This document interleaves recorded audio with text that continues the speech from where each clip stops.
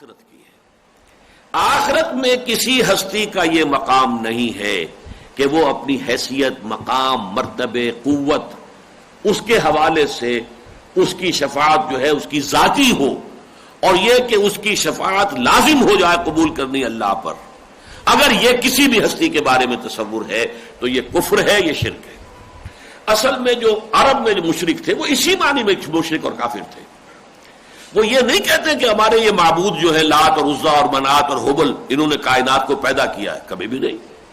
قرآن مجید میں پتہ نہیں 20 مرتبہ 30 مرتبہ آیت تو آئی ہوگی کہ وَلَئِن سَأَلْتَهُم مَّنْ خَلَقَ السَّمَاوَاتِ وَالْأَرْضَ لَيَقُولُنَّ اللَّهُ۔ اے نبی جب آپ ان سے پوچھیں گے آسمان اور زمین کس نے بنائے، فوراً کہیں گے اللہ نے بنائے۔ اور جیسا کہ آپ کو معلوم ہے قرآن مجید میں یہ آیت بھی بار بار آئی ہے کہ جب ان کے اوپر کوئی مصیبت آئی ہوتی ہے تو اس وقت صرف اللہ کو پکارتے ہیں، نہ لات نہ عزا نہ منات کوئی یاد نہیں آتی اس وقت۔ جب کہیں سمندر میں ہو اور وہاں پر اگر طوفان آ جائے تو سب اللہ ہی کو پکارتے ہیں، کسی کو نہیں پکارتے۔ تو اصل میں تو توحید تو ہے جو فطرت انسانی کے اندر ہے، لیکن انہوں نے جو دیوی دیوتا گھڑ لیے تھے وہ اصل میں دو اعتبارات سے، یہ اللہ کے نائب ہیں یا اللہ کے لاڈلے ہیں۔ دو تصور دنیا میں ہمیشہ رہے ہیں۔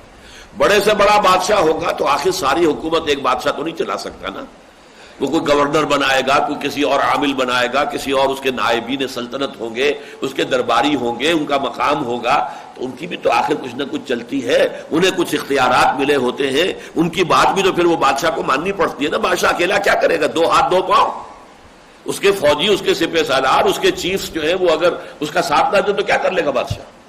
تو ان لوگوں کے ذہن میں اسی طرح کا بادشاہ ہے اللہ، بڑا بادشاہ تو وہی ہے، باقی یہ چھوٹے چھوٹے بادشاہ ہیں، چھوٹے چھوٹے نائبین ہیں۔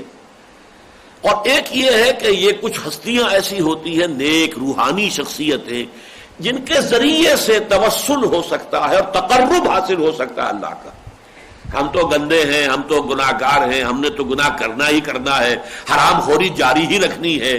کوئی اللہ کے لاڈلے ہوں، پیارے ہوں، محبوب ہوں، ان کے ذریعے سے ہم سفارش کروائیں اور اللہ کا قرب حاصل کر لیں۔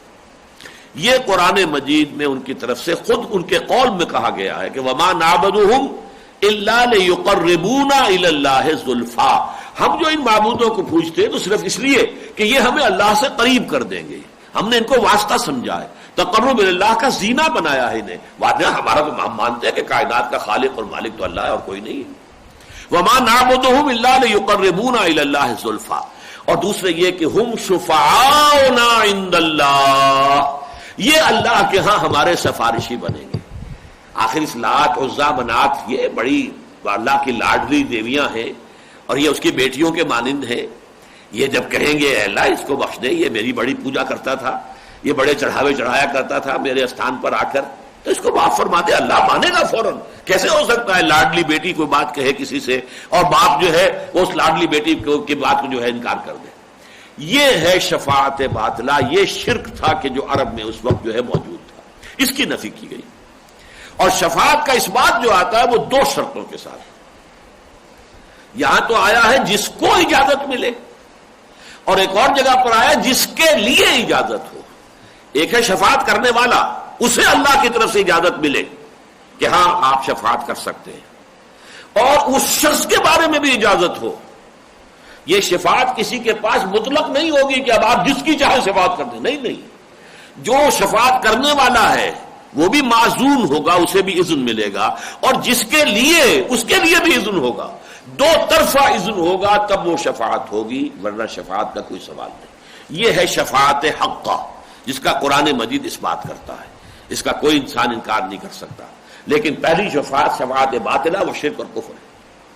اب اس میں ایک باریک سوال پیدا ہوتا ہے، شاید میں نے اس سے پہلے کبھی اس کو ڈسکس نہیں کیا ہے۔ اگر بات یہی ہے کہ جس کو اللہ اجازت دے وہی سفارش کرے، اور جو جس کے لیے اجازت دی اس کے لیے کرے صرف، تو فائدہ کیا ہوا شفاعت کا؟ اس کا پھر مقام کیا ہے، کیا محل کیا ہے اس کا؟ ہم یہ کہتے ہیں اور سب لوگ کہتے ہیں کہ شفاعت کے ذریعے سے در حقیقت اللہ تعالیٰ اپنے کچھ بندوں کا جو مقام ہے اس کے ہاں، اس کو واضح کرنا چاہتا ہے کہ یہ بندہ میرے ہاں مقرب ہے۔ اب یہ کہ اگر تو اس کو اجازت دی گئی اور جس کے لیے کر رہا ہے اس کی بھی اجازت دی گئی تو اس کا مقام کیا معین ہوا؟ وہ تو پھر سارا کا سارا اللہ خود ہی کر رہا ہے۔